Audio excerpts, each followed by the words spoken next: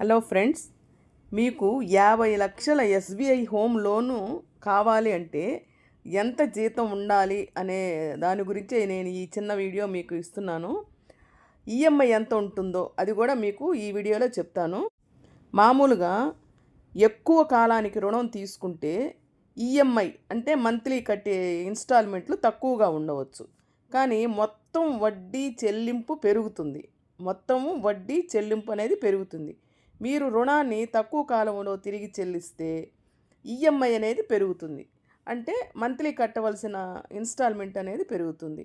కానీ వడ్డీ ఖర్చు తక్కువగా ఉంటుంది. అంతే కదా, మరి త్వరగా కట్టేస్తున్నారు కాబట్టి తక్కువ కాలంలో తగ్గిపోతుంది కాబట్టి మీకు వడ్డీ ఖర్చు అనేది తక్కువగా ఉంటుంది.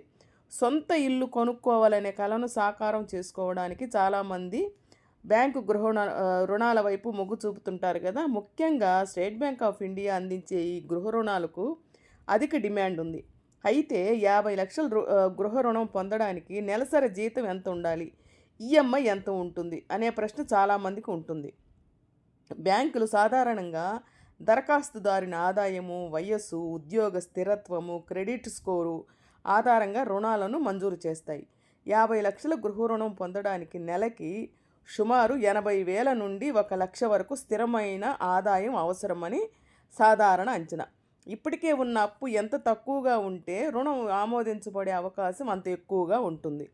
ప్రస్తుత ఎస్బీఐ రుణ వడ్డీ రేటు సుమారు 8-9% వరకు ఉంది. ఉదాహరణకు మీరు 20 సంవత్సరాల కాల పరిమితికి 50 లక్షల రుణం తీసుకుంటే నెలవారీ ఇన్స్టాల్మెంట్ అంటే ఈఎంఐ 42,000 నుంచి 45,000 వరకు ఉండవచ్చు. ఈ వడ్డీ రేటు కాలపరిమితిని బట్టి ఈఎంఐ మొత్తం మారుతుందని కొన్ని సూచనలు తెలుస్తుందన్నమాట. మీరు ఎక్కువ కాలానికి రుణం తీసుకుంటే ఈఎంఐ తక్కువగా ఉండవచ్చు, కానీ మొత్తము వడ్డీ చెల్లింపు పెరుగుతుంది. మీరు రుణాన్ని తక్కువ కాలంలో తిరిగి చెల్లిస్తే ఈఎంఐ పెరుగుతుంది, కానీ వడ్డీ ఖర్చు తక్కువగా ఉంటుంది. ఈ కారణంగా రుణం తీసుకునే ముందు మీ ఆదాయ వ్యయాలను లెక్కించుకొని ఒక ప్రణాళికను రూపొందించుకోవడం ముఖ్యం. ఎస్బీఐ డిజిటల్ గృహ రుణ దరఖాస్తు ప్రక్రియను అందించింది. ఆన్లైన్ ఈఎంఐ క్యాలిక్యులేటర్ కూడా అందుబాటులో ఉంది. కొన్ని సందర్భాల్లో మహిళలకు, వేతన జీవులకు ప్రత్యేక రాయితీ వడ్డీ రేట్లు కూడా లభించవచ్చు. భారతదేశంలో రియల్ ఎస్టేట్ రంగం పుంజుకోవడంతో గృహ రుణాలు డిమాండ్ పెరుగుతోంది. అయితే రుణం తీసుకునే ముందు వడ్డీ రేటు, ప్రాసెసింగ్ ఫీజులు, స్టాంప్ డ్యూటీలు, ఈఎంఐ సామర్థ్యాన్ని చూసుకోవడం చాలా ముఖ్యం. ఇదండి ఈ చిన్న ఇన్ఫర్మేషన్. మీకు నచ్చినట్లయితే లైక్ చేయండి, షేర్ చేయండి, సబ్స్క్రైబ్ చేయండి. Thank you.